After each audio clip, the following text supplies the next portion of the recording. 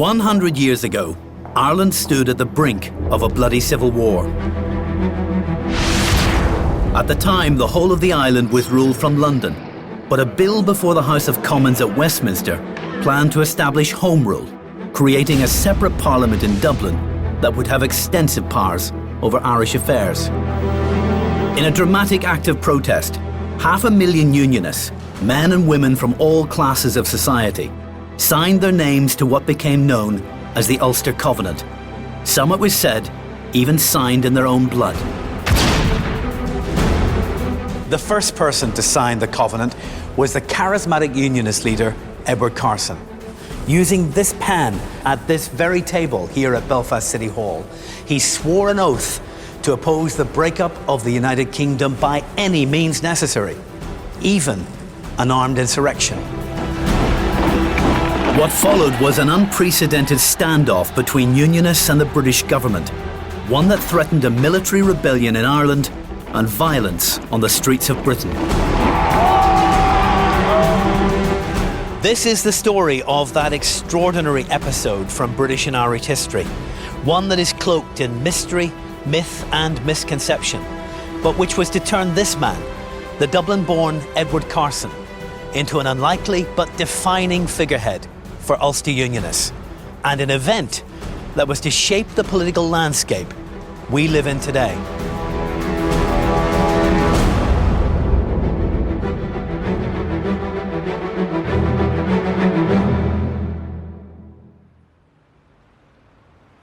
The Public Record Office of Northern Ireland in Belfast's new Titanic Quarter is a repository of our history.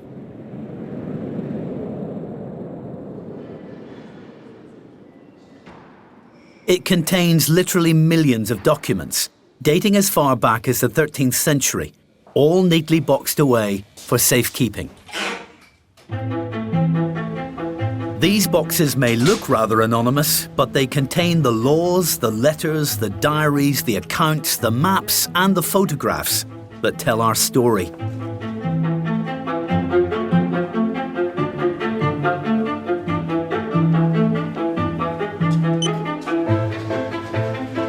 And in the boxes on these shelves is a collection of particularly significant documents.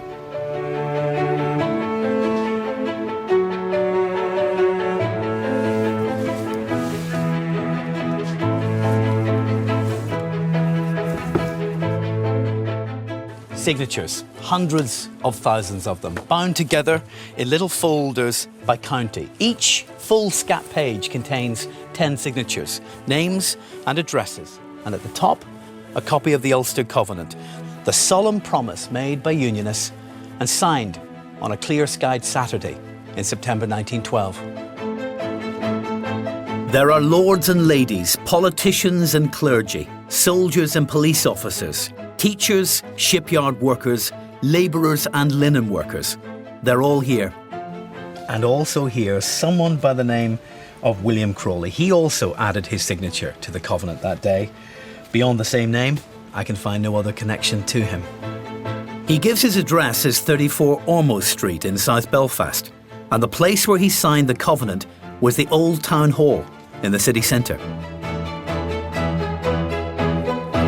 But what fired up Unionists like this William Crawley? What triggered this avalanche of written defiance? It's simple, really. This covenant was a response, a call to arms, a reply in simple black ink to a document these people believed was a political death sentence. But political change was not the only issue troubling the people of Ulster at this time. On the 15th of April 1912, news began to reach Belfast of a shocking disaster. Titanic, the world's largest passenger liner, launched from the city's shipyard the previous year, had struck an iceberg with a terrible loss of life. The industrial pride of Ulster was shattered.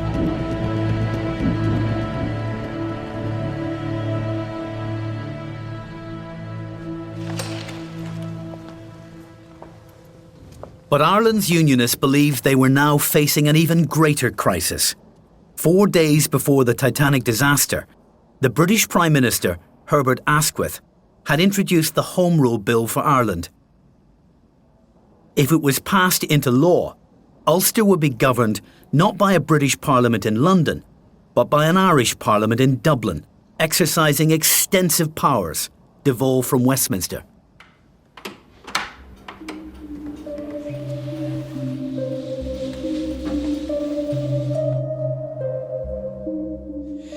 Here in the archives of the Houses of Parliament is this rather innocent-looking document. It's got a lovely parchment cover, the green ribbon of the House of Commons at the side, and it's called An Act to Amend the Provision for the Government of Ireland. We think of it as the Home Rule Bill, and it does look innocent, but in fact, this is what the Ulster Covenant was about. This is why 500,000 people signed their names and pledged, if necessary, to give their lives to fight.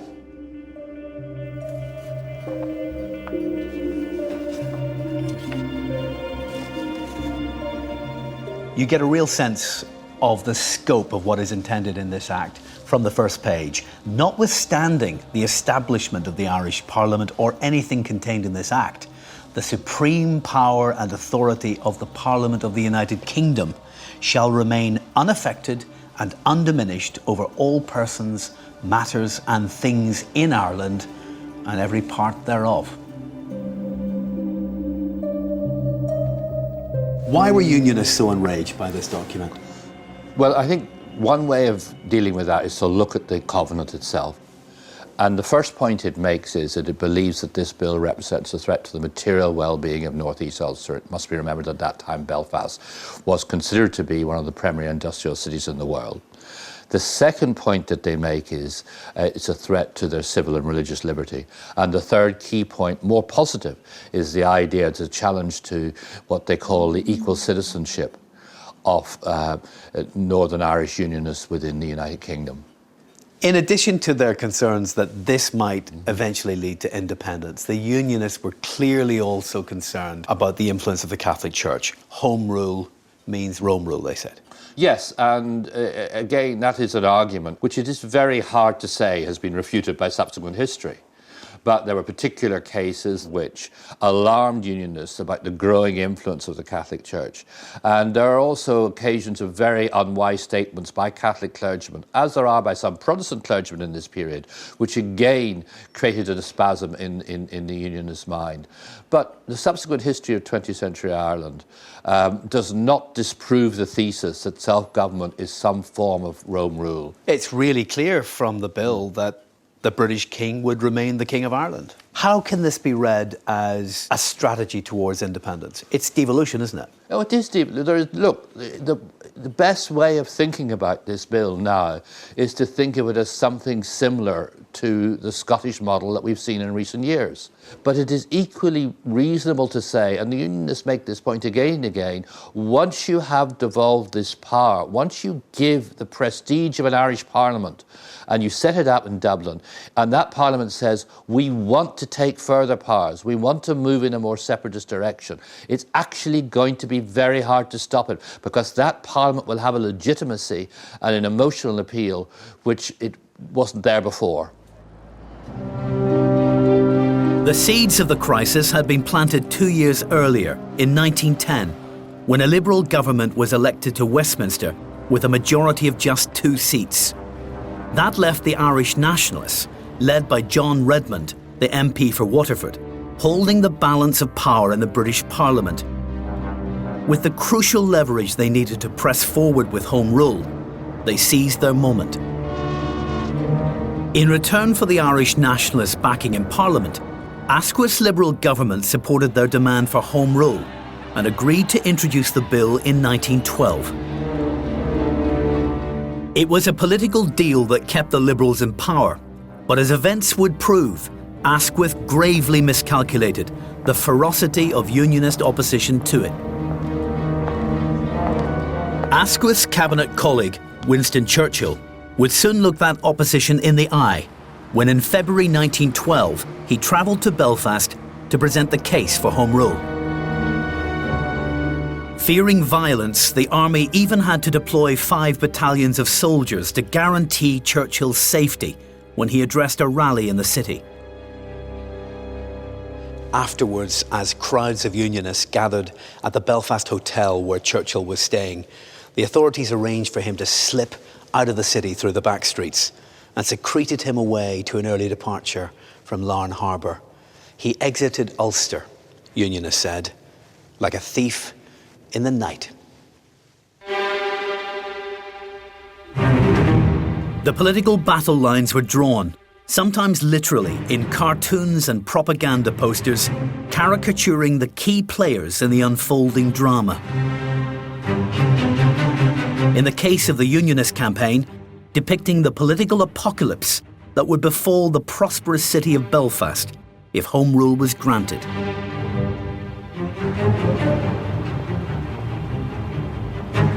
This grand house in East Belfast soon became the epicentre of Unionist resistance to Home Rule.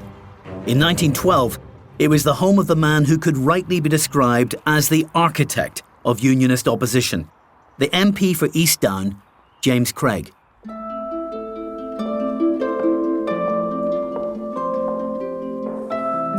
Craig was the son of a self-made whiskey millionaire. He trained as a stockbroker, but it was his military service in the Boer War that equipped him with the tactical skills he would deploy in the Unionist struggle against Home Rule.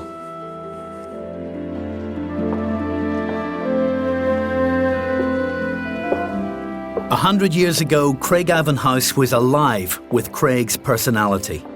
This is the room where Craig entertained his guests, some of the leading political figures of his day. It features a stained glass window Craig had designed to commemorate his connection with some of the greatest men in history. Michelangelo, Shakespeare, Mozart and Titian, all, like Craig, thought to be Freemasons. While he was a skilled organiser, Craig knew that with nationalists pressing for Home Rule, Unionists needed a charismatic champion for their cause. In effect, they needed a first-class lawyer, a man who would forcefully argue their case before the court of British opinion.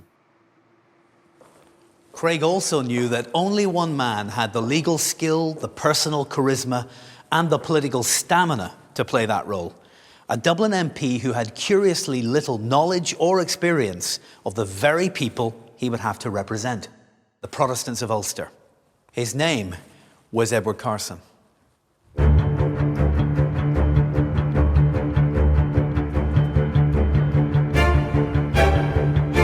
Student debaters at Trinity College Dublin are perfecting their skills as orators. This is the college's historical society, known to everyone as the HIST. People fear what they don't understand, and they hate what they cannot conquer. And it's where the public voice of the future leader of unionism, the Dublin-born Edward Carson, was first heard. I'm here today to beg you to stand in opposition to this foolhardy idea. We say that the Muggle society has in many senses gone from a backward one, in which fought each other, and which oppressed, into one which is now free and fair and democratic. Many would like us. Some say Carson, even in these first forays into public debate, was already refining the granite-like appearance that would eventually become his political calling card. And beg you to oppose.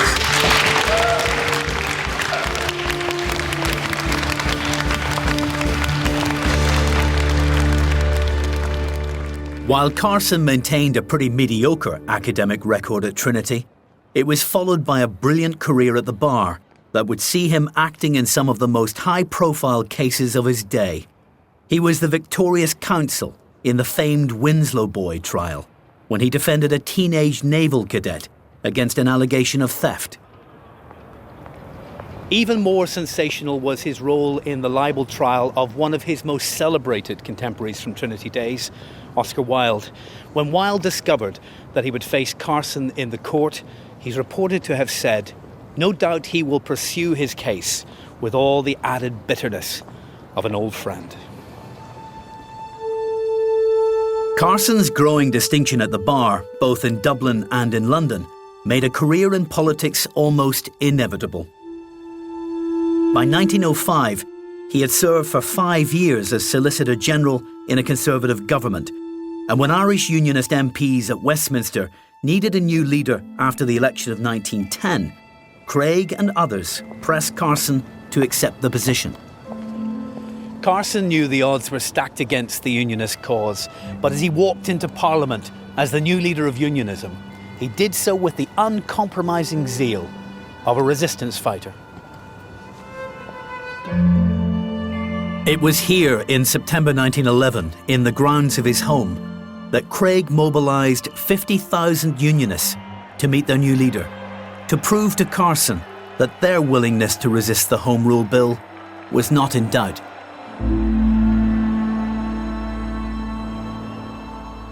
As Carson walked down the hill from the house, the masked Unionists gathered here roared their welcome. And as he moved through their ranks, he climbed a specially constructed platform at the centre of what is essentially a natural amphitheatre here. And in response to their demonstrations of support, he offered them determined words which anticipated the battle that lay ahead of them. "I know the responsibility you are putting on me today," he said. "In your presence, I cheerfully accept it, grave as it is.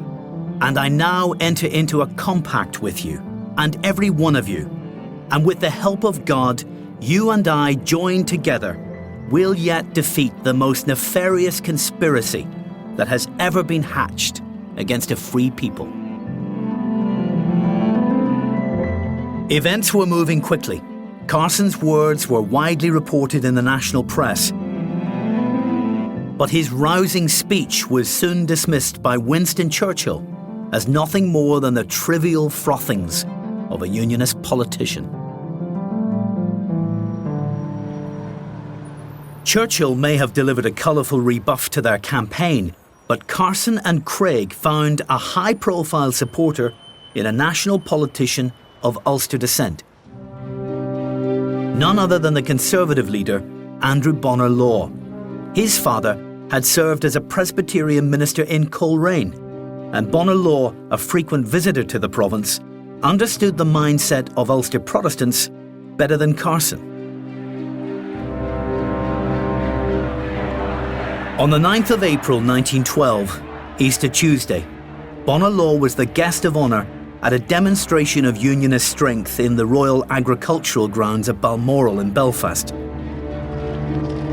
100,000 men and women paraded in front of his platform. And nearby, a 90-foot-high flagstaff flew what was said to be the largest Union flag ever woven.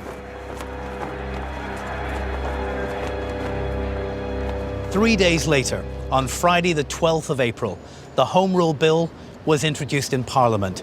The following Sunday, the Titanic struck an iceberg. Amongst Unionists, the sense of depression and an air of impending defeat was palpable. The show of strength at Balmoral had been a triumph for Craig, but it was not enough. He wanted to give Unionists in Ulster an opportunity to put their convictions into words, to signal their determination in a binding oath. In late spring at his club in London, Craig found himself puzzling over the wording of that oath. Sitting nearby was a well-known Belfast businessman called B.W.D. Montgomery, who, seeing Craig's furrowed brow, asked him what he was working on. When Craig explained, Montgomery immediately suggested that he should model his text on the Scottish Covenant of the 17th century, which protested against interference by the king in the life of the church.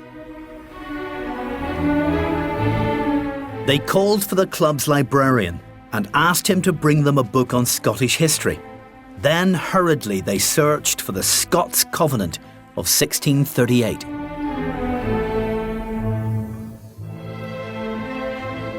It was the biggest eureka moment of Craig's life. Rediscovering that covenant in the 20th century was a revelation. Craig's family was originally from Scotland, settling in Ulster during the plantation of the 17th century. Now here he was, reaching back in time to another moment of crisis, for help in the Ulster Protestants' hour of need.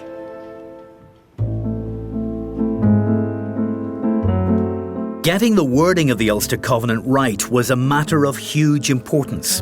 Craig wanted a manifesto that would set out the case against Home Rule persuasively, but he also wanted something that would move Unionists, if necessary, into action. Craig also realised that the lengthy, archaic language of the Scottish Covenant would be lost on most of his followers. He needed something simpler, more plain-spoken. The search was on for someone who could turn a phrase, but who also understood the quickening heartbeat of Ulster Unionists. The man given the crucial task of fashioning a completely original covenant is all but forgotten today. His portrait by the artist Frank McKelvey is stored away here at the Ulster Museum's archives.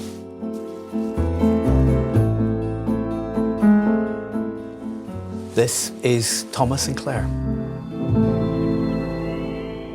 A successful merchant and influential Presbyterian, Sinclair was a liberal in politics. He broke with the British Liberals over their plans to introduce Home Rule, and at Craig's request, he set to work on a draft of the Covenant, agonising over every phrase of it and incorporating important amendments from the Presbyterian Church.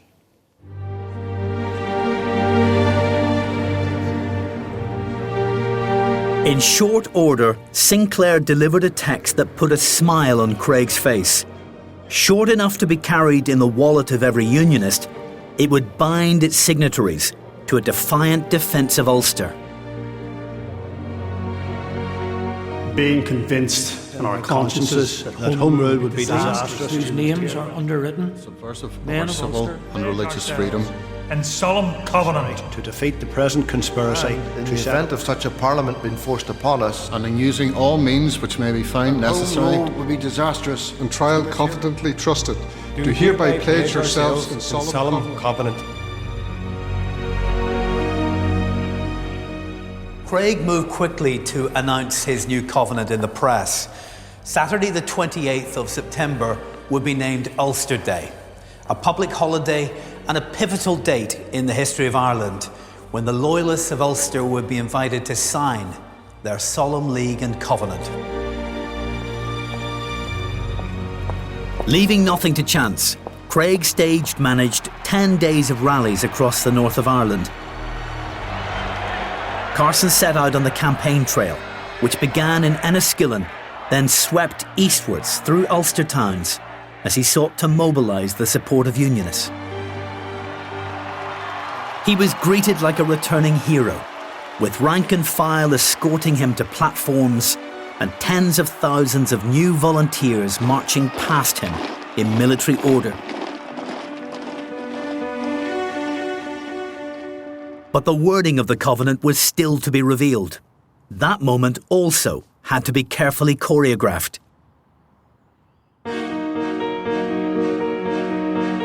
On the 19th of September, at precisely 4 o'clock in the afternoon, Carson took his place on the front steps of Craig's home, which to all intents and purposes had become the birthplace of the Covenant, and addressed the assembled press.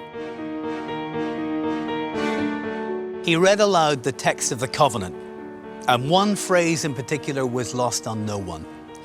They would pledge to resist Home Rule in using all means that may be found necessary. Unionists had issued a conditional declaration of war. If a parliament in Ireland was forced upon them, they would fight.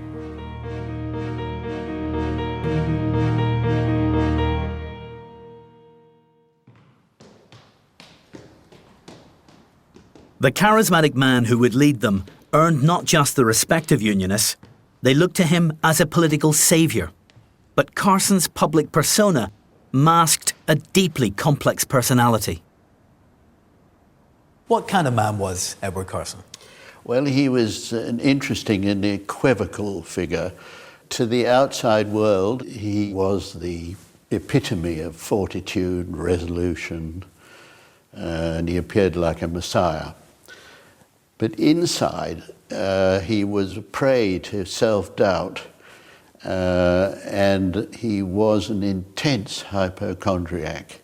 His letters to Lady Londonderry, for example, are full of complaints about his health and how he was taken to his bed yet again and that sort of thing. The Unionists clearly thought the Covenant a masterstroke, but it was certainly a political gamble too, wasn't it? Yes. The background was quite serious sectarian violence in this city, and the Covenant in a way was a safety valve. It allowed the people to let off steam in a ceremonial way by signing this solemn declaration. The Covenant may have been a safety valve, but it had within it this phrase, all means necessary, which is a kind of ticking bomb inside that document. Yes. I think they were prepared to do all things necessary. When Carson agreed to come over to the first mass meeting in 1911, he wrote to Craig and said, "I'm not for a game of bluff." And he wasn't, but his followers weren't either. So it was entirely serious. At a mass rally in the Ulster Hall, Carson urged his followers to translate their opposition to Home Rule into a binding contract. It was the 27th of September, the eve of Ulster Day. Inside, the hall was crammed to capacity. Outside, thousands more filled the surrounding streets, held together by a sense that they were not just watching a unique event unfolding, they were making common cause in a moment of history.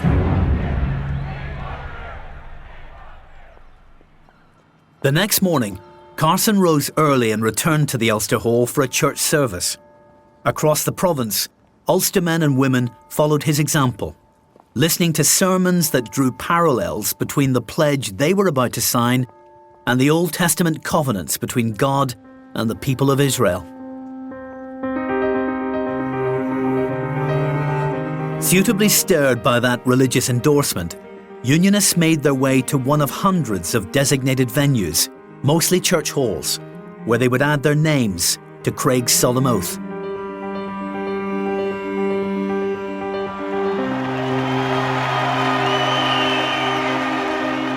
An atmosphere of almost religious intensity greeted Carson as he walked in a military procession towards the City Hall. Ahead of him, a flag that was said to have been carried by King William III's troops at the Battle of the Boyne.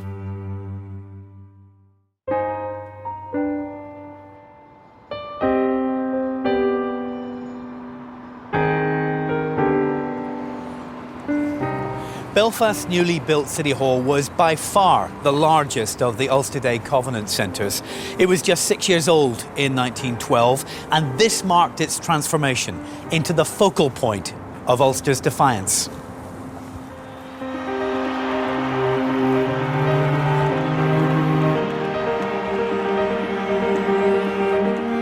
When he arrived at the City Hall, Carson was met by city fathers and tens of thousands of loyalists. 2,500 men from Orange Lodges and Ulster clubs acted as marshals to ensure that Craig's choreography was followed literally to the letter.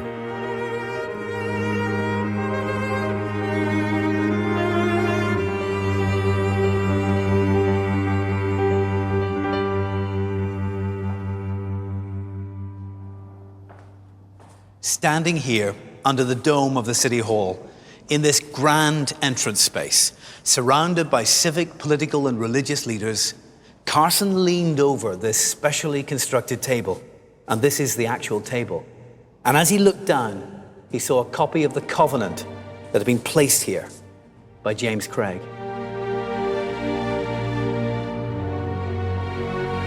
This is the actual pen used by Carson to sign the Covenant. It's a silver pen presented to him by the Ulster Committee on Ulster Day. And look at the box that accompanies it. It has some of the names centrally connected with the Covenant's history. Thomas Sinclair over here on the right, the man who drafted the words of the Covenant. B.W.D. Montgomery, the man who originally suggested the Scots Covenant as a model to James Craig in that London club. And of course, Over here on the left, Captain Craig MP, James Craig himself. As Carson and the other dignitaries stepped back from the table, marshals began to usher in the ordinary people of Ulster. In waves of 500 at a time, until the doors were closed at 11 p.m.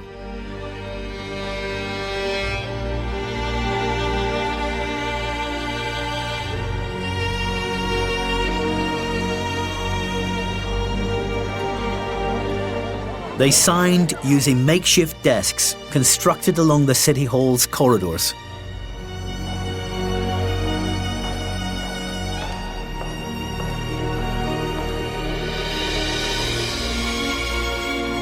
While the men of Ulster signed using the main text of the Covenant, women added their names to a separate declaration, pledging to associate themselves with the men of Ulster in their uncompromising opposition to the Home Rule Bill.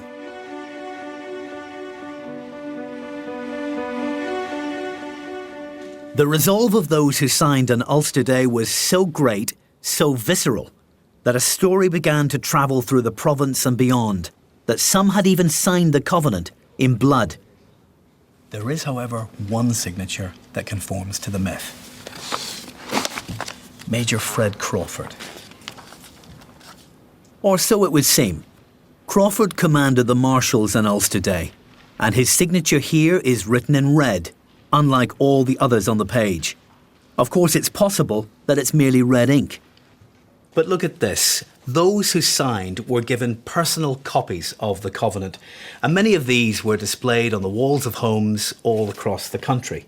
This is Fred Crawford's personal Covenant certificate. It says at the bottom, the above was signed by me on Ulster Day in 1912, and then just look here, in my own blood.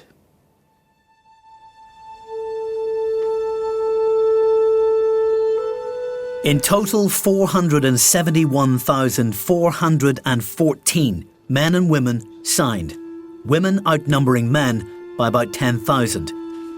And they signed not only in Ulster, but in Dublin, where 2,000 signatures were collected. In Scotland, where 20,000 people added their names, and in exotically far-flung places like South Africa and even China. Some of them weren't even on land. This is a collection of signatures from a ship en route to Canada, bringing people from Ireland who were emigrating, and they've divided their signatures into second and third class passenger lists.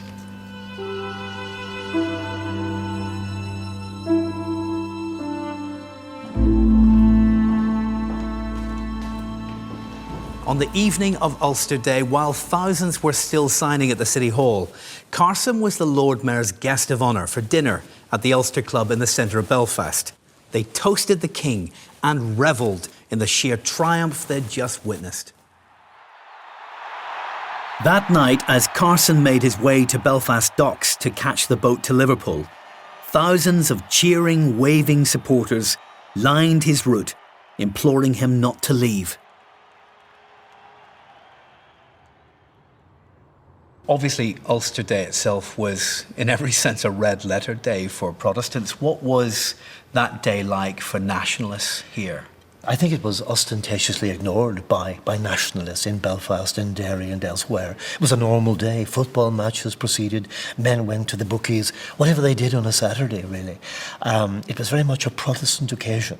And it was mocked, of course, by the nationalist press. It's a carnival of fools, you know. It's a kind of a masquerade of noise, a cacophony of orange bluster.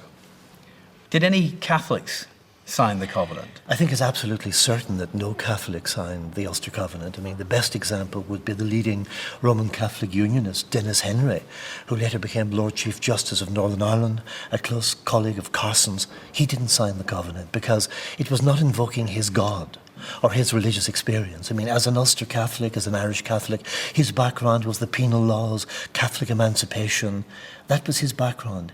It wasn't the God of Presbyterian battles which was invoked by the Covenant.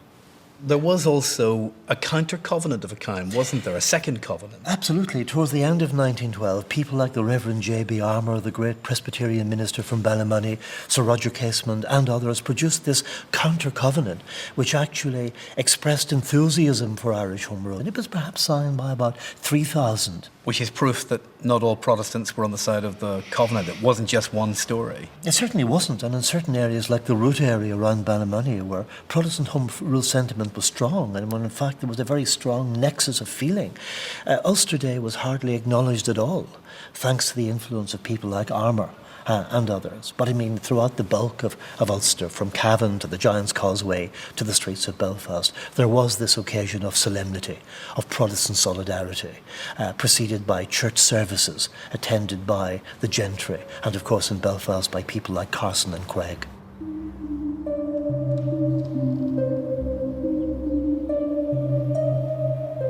The nationalist newspapers may have been witheringly dismissive of what they described as Carson's circus, depicting it as a grotesque farce that would lead nowhere.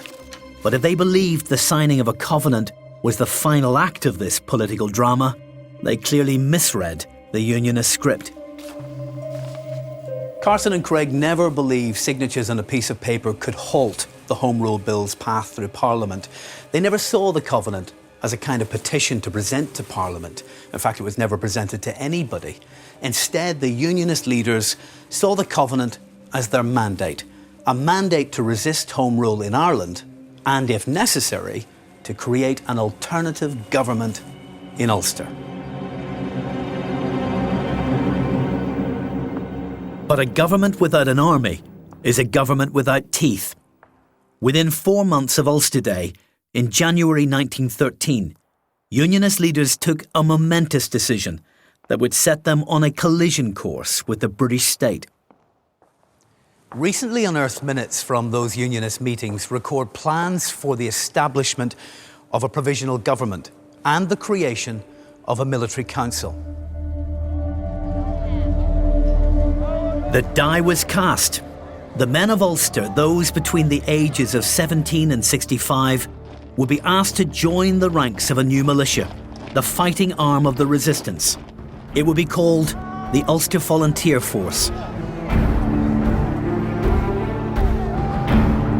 In effect, those who had signed the Covenant would be urged to follow through on their pledge and stand as brothers in arms. The new military council wanted a force of 100,000. James Craig, in a speech in Ballymena in 1913, went even further. "I will not rest content," he said, "until every man who calls himself an Ulsterman is in the ranks of the Ulster Volunteer Force." Those gathered there to hear him speak that day shouted back, "We are ready."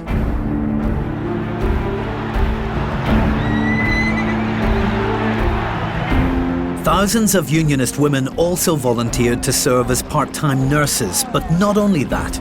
When their husbands, sons and brothers drilled, they drilled alongside them. Wealthy local businessmen were amongst those who offered money to equip the new force. First, they needed guns, which would have to be imported from abroad. It was a dangerous move, but British law permitted militias to organise and arm themselves so long as their purpose was to defend the empire. It was a loophole that Carson the lawyer turned to his advantage. The Unionist campaign to mobilise an armed force would be entirely legal. As MPs in Westminster debated the passage of the Home Rule Bill, and Unionist militiamen wondered when, if ever, they'd start drilling with real rifles instead of broomsticks, 500 delegates from the Ulster Unionist Council assembled here in the Ulster Hall. And revolution was on the agenda.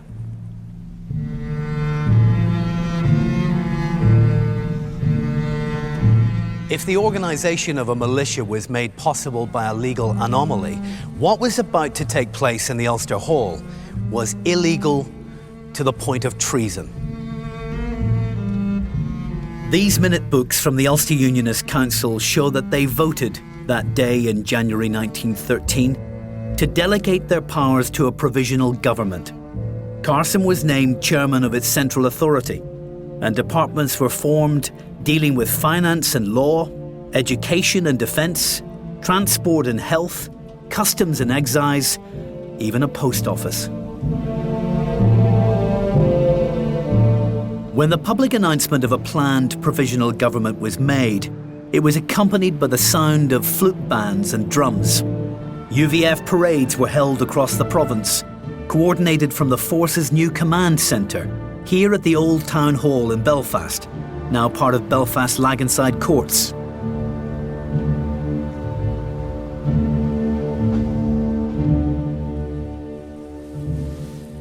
It's an irony that this place is now a courthouse, given how much illegality was dreamt up between these walls in 1913.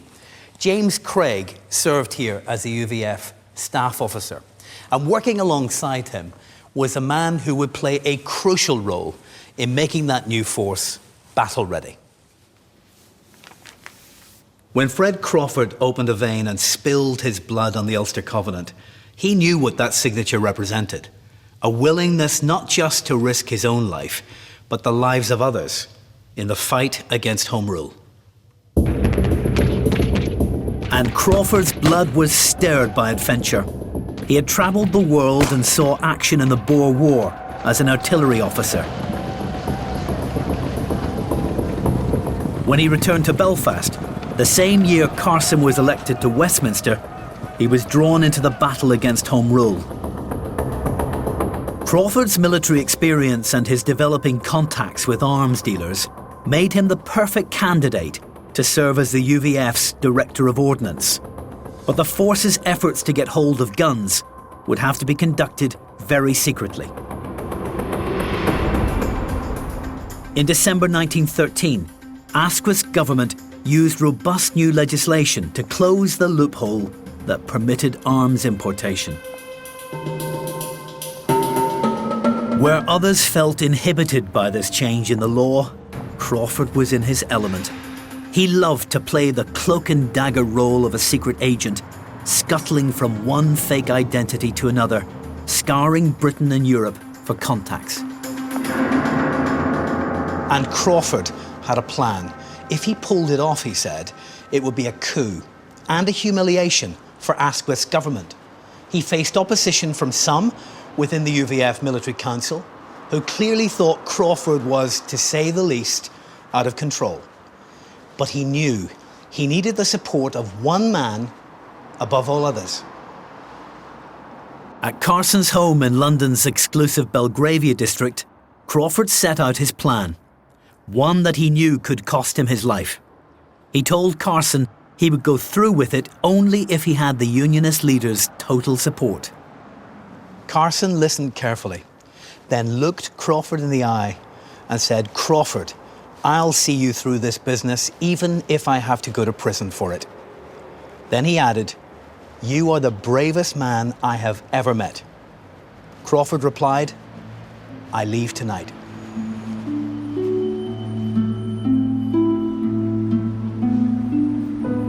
His destination was Germany, where he had already sourced thousands of rifles and machine guns and millions of rounds of ammunition. Now all he needed was a vessel that would transport the arms to Ireland. Meanwhile, in Britain, tensions were rising. The hawks in Asquith's government, not least Winston Churchill, wanted the army placed on a war footing. As rumours reached Belfast that arrest warrants for Unionist leaders had been signed, Craigavon House, the place where Carson first announced the Covenant, was now under UVF guard. James Craig's wife Mary kept a meticulous record of the extraordinary events taking place just outside her drawing room. Look at this page from Mrs. Craig's scrapbook, what looks like a domestic image, Sir Edward Carson at their home visiting with them, and below it, British Army troops marching into Hollywood Barracks just along the street from Craigavon House. But in fact, Craigavon House was itself a military compound at that point, and these images are the images of war in the air. With Parliament in uproar and Belfast under siege, the unfolding drama would now move along the coast to the County Antrim port of Larne. And at the centre of that story was Drumalis House. A century ago, this was the home of the Smileys, a well-known Unionist family, and Carson was a frequent visitor here.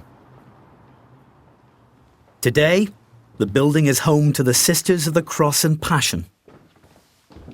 The peacefulness of this setting today is a world away from the escalating tensions of 1914, when armed lookouts studied the horizon from the roof of this stately home, ready to give the signal that the riskiest venture in the history of unionism was about to begin. How big a gamble was this for Carson? It's a ferocious gamble, but the entire policy of militancy is a gamble. In my view, I think that militancy is about stoking up the pressure within the constitutional process at Westminster to narrow Asquith and the Liberal government's room for manoeuvre. And I think what happens between 1912 and 1914 is that Asquith is not budging, and the Unionists therefore have to increase the pressure. So the culmination of this is the gun running of April 1914. Was this an act of treason? That's an extraordinarily difficult question to answer because it involves obviously the technical legal question of treason as opposed to, if you like, the wider question of betraying somehow the British identity that they sought to embrace. I think we can set out a variety of things in a clear-cut way. They are engaged through the gun running in acts of illegality. The gun running is illegal. If you look, however, at the Covenant, I think it perhaps gives us some clues as to the Unionist mindset at this time. The Covenant sets out, in my view, a listing of what the motivating factors within Unionist resistance are. And the first of these factors is the material well-being of the Unionist people and the wider population of the north of Ireland. There's also referencing to civil and religious equality. And the unity of the empire comes, I think, some way down the list of what the Unionists are prioritising in terms of their motives. What's Germany's relationship to all of this and the Kaiser's role in this gun running? The arms, of course, originate in Germany. And it's also the case, of course, that Germany has a vested interest in stirring the ugliness of Irish party political passions in the context of an earlier arms race with Great Britain and on the eve of the Great War. The Germans wanted guns in here. The Germans benefited from weapons arriving in Ireland, yes. While Britain and Ireland were on a knife edge, Crawford was still in Germany and had found a Norwegian cargo boat with the decidedly unterrifying name of the SS Fanny to bring the guns to Ulster.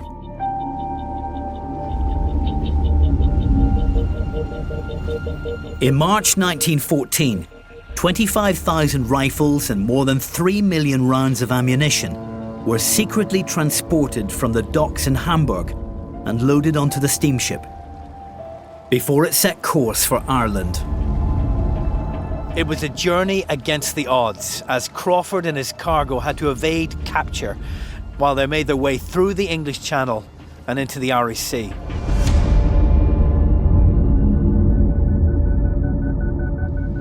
At Tusker Rock, off the coast of Wexford, the cargo was transferred to a coal ship called the SS Clyde Valley, which was a frequent visitor to Irish ports and therefore less likely to attract attention as it carried its new cargo to the port of Larne. Though not before Crawford renamed the Clyde Valley the Mountjoy, after one of the vessels that came to the rescue of Ulster Protestants during the siege of Derry in 1689. Crawford's Mountjoy reached its final destination here at Larne on the evening of the 25th of April. With great haste, the ship's deadly cargo was carried to Drumalis House and quickly dispersed in convoys of motor cars to arms dumps across the north of Ireland. It was all done before the authorities knew anything was happening.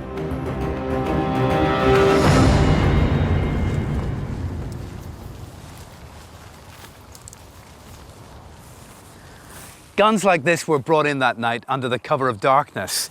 This is one of the original Mauser rifles from Hamburg. And after 100 years, it still fires. The next day's newspapers were full of accounts of the gun running. Asquith, fuming with indignation, described the event as an unprecedented outrage and considered ordering the arrest of UVF leaders. Advised that this would only inflame the situation, he relented and instead ordered a cruiser and 18 destroyers to patrol the coasts of Antrim and Down. Even the hardline Churchill was moved to talk of compromise, imploring Carson to seek an amendment to the Home Rule Bill to secure the interests of Protestant Ulster. Another consequence of the UVF's illegal gun running was almost inevitable.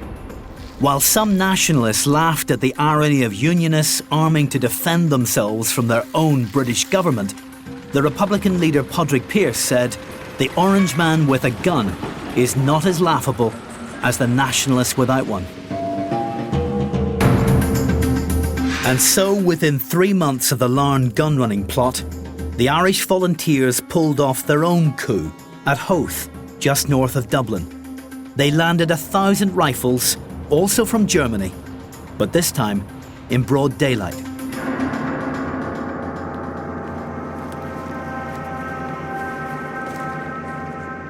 The stakes were now very high indeed. 2 armed militias were now drilling in Ireland. With the outbreak of fighting, supporters from England would almost certainly be drawn in to take up arms themselves and could even divide the loyalties of the British Army. Without a resolution, Britain itself could sink into civil war.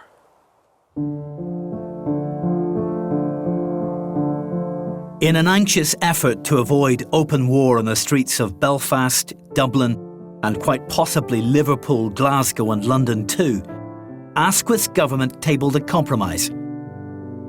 An amendment to the Home Rule Bill that would keep the Ulster counties within the United Kingdom for another 6 years, while a parliament in Dublin was established. To Carson, it was merely a stay of execution. To Redmond and the Irish nationalists, it was an assault on the very idea of Home Rule. But while politicians argued, militiamen in fields just like this one in South Antrim practiced their shot.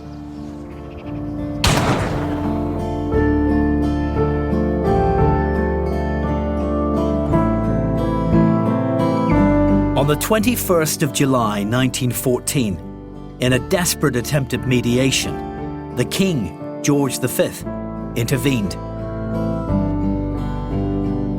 He invited both sides to a crisis summit here at Buckingham Palace. For the first time in Irish history, a formal peace conference, what today we'd call all-party talks, had been convened involving both Unionists and Nationalists. Under the King's roof, Asquith and Lloyd George listened for 3 days as Carson and Redmond bickered and debated with any hope of a compromise diminishing by the hour. The summit ended in deadlock. But events in Europe were already crowding out their arguments. 12 days after the Buckingham Palace conference ended in stalemate, Britain declared war on Germany. A war that would ultimately cost 35 million lives and redraw the map of Europe. The Home Rule Bill was passed into law in September 1914, but with an accompanying provision that delayed its implementation until after the war. Now, despite the intensity of the Unionist campaign to resist the bill, it was greeted in Ulster with silence. No violence on the streets, no protests, no demonstrations. Against the backdrop of war in Europe, it was practically ignored. The UVF, established to defend Ulster against what they saw as a treasonous British government, was soon to become the 36th Ulster Division of the British Army. They were to suffer devastating losses. a sacrifice they saw as the fulfilment of the promise they'd made in the Covenant to defend the Empire. Many of the Irish volunteers who armed themselves in response to the UVF also marched to war as the 16th Irish Division. They also bravely spilled their blood alongside their Ulster counterparts and wearing the same uniform.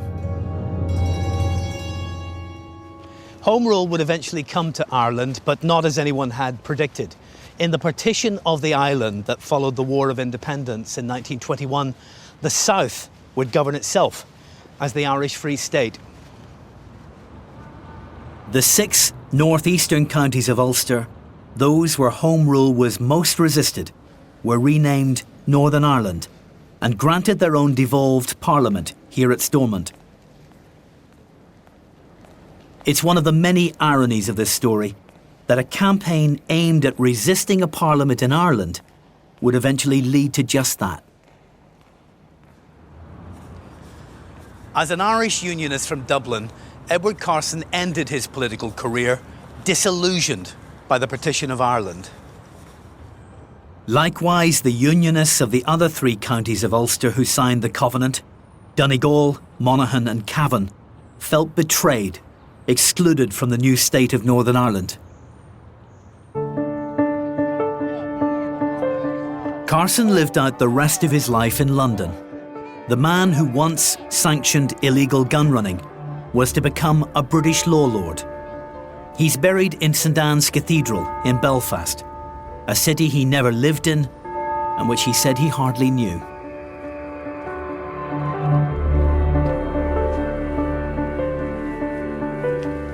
James Craig would serve for 19 years as the first Prime Minister of Northern Ireland. The agreement he helped to broker, which divided Ireland into 2 states, was, he said, a pragmatic necessity, the only way to ensure that the Protestant Unionist tradition could be protected and given a future.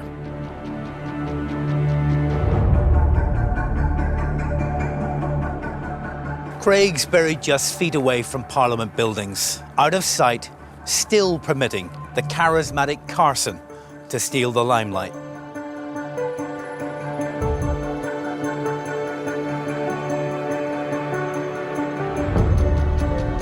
And here at the base of Carson's statue, which dominates the approach to Stormont, these bronze reliefs record episodes in the story of a covenant that continues to prompt political debate to this day.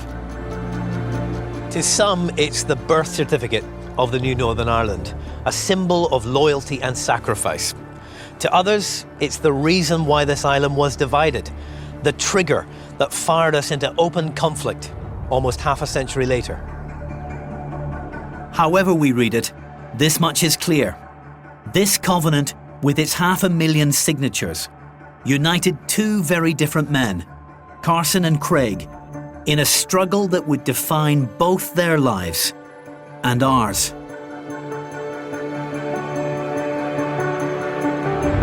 A covenant that's still cherished by Unionists, but which needs to be understood by everyone on this island if we're ever to make sense of our common story.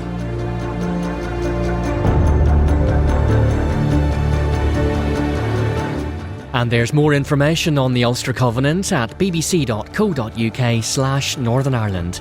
Tomorrow on BBC Newsline, Gillian O'Neill looks back at what else was happening in Belfast in 1912. That's here on BBC One Northern Ireland at 6:30.